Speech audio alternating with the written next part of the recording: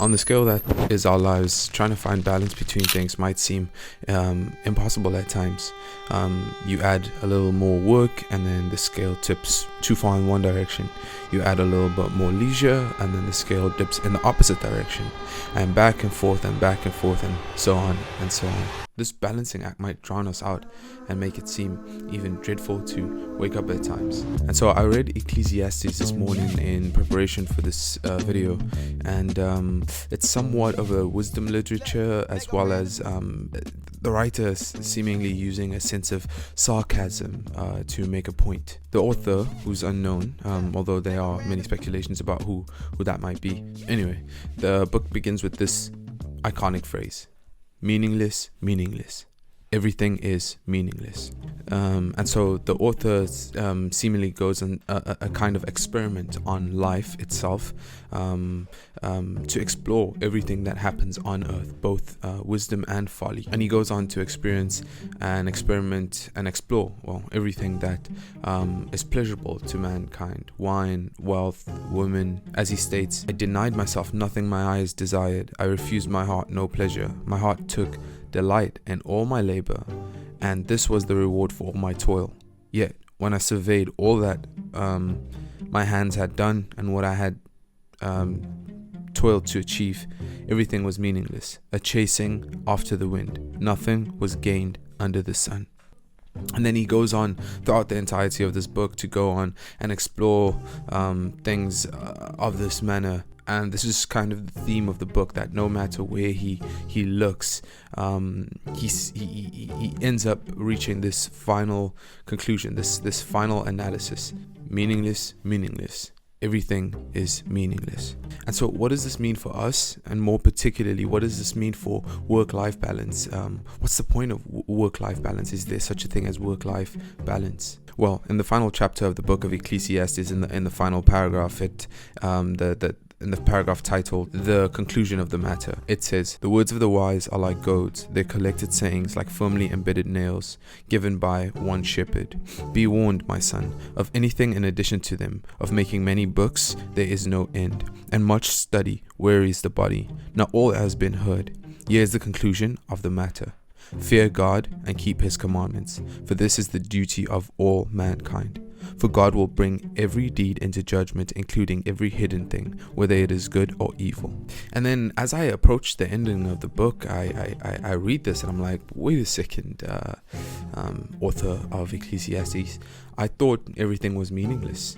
There seems to be some kind of contradiction between the entirety of the book and that final closing passage.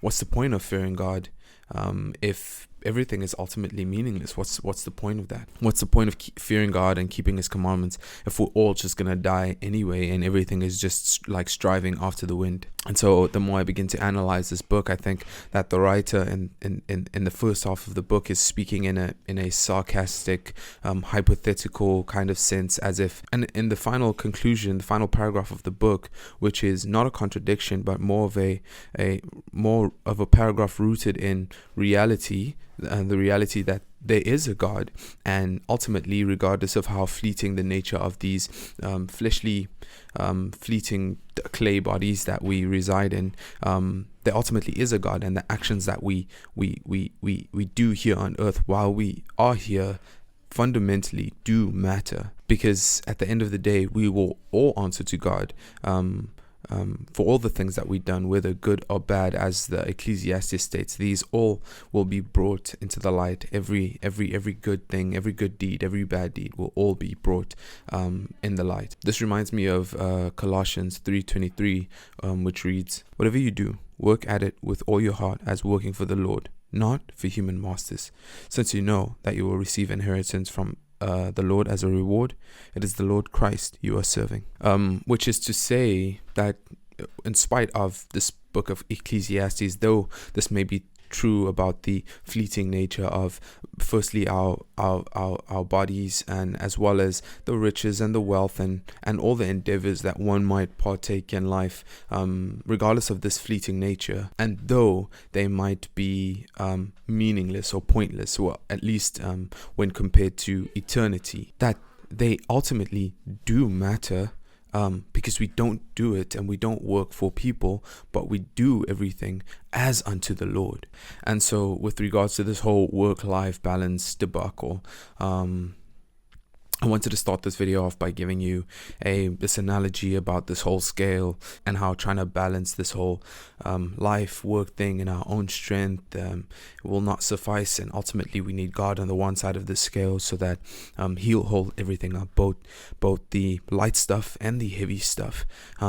But that's cool and that's nice and all, but that's not practical, because I wanted to practically give you advice about how to practically do this, because one can say, oh, just put God on the scale, but how do you go about doing that? And I thought the book of Ecclesiastes gave a really great demonstration. And to finally answer the question of the video is how to have a work-life balance. It's by doing everything as unto the Lord. So in conclusion, nothing matters, but everything matters.